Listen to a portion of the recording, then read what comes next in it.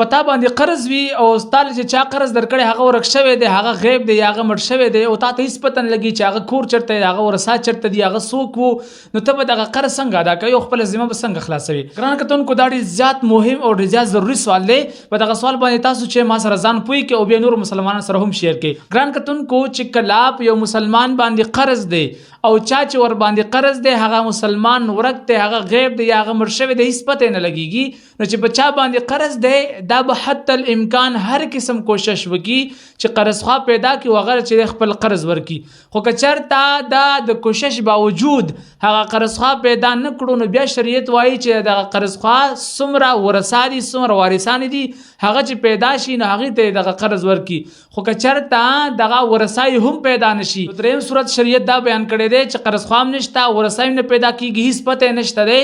نو ته دغه څومره قرض چې په تا باندې او دغه تمام مال چې دی دا صدقه کا هغه کس پسې چې چا قرض وتا ته. خو که چېرته هغه کس بیا پیدا شو هغه تا نه بیا قرض غوښتو نو شریعت دا وایي چې څومره قرض په تا باندې او اگر چې تا هغه پسې صدقه کړی و ته به هغه ته چې دغه قرض واپس ورکوي. لکه څرنګه تنویر الابصار او در مختار هم دغه مسله را نقل کړي دو چې کله په چا باندې قرض وي او هغه قرض خوا نه پیدا کېږي چې چا ور باندې قرض دی،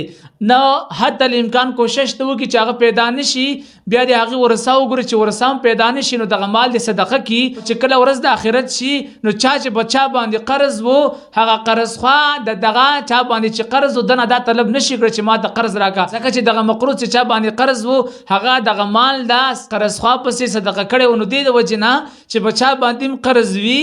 او هغه قرض خوا نه ملاویږي حتی الامکان کوشش وکړي ورثه نه پیدا کېږي نو شریعت وایي چې دغه مال ته صدقه کا هغه پسې چې ثواب وبخه او ستا ذمه و چې په دې سره خلاص شي. خو که چېرته هغه بیا پیدا شلو او تا نه قرض غوښتو په دغه دنیا کې نو ته به هغه ته هماغومره مال ورکوي چې څومره مال یې په تا باندې قرض و. واخر دعوانا ان الحمدلله رب العالمین.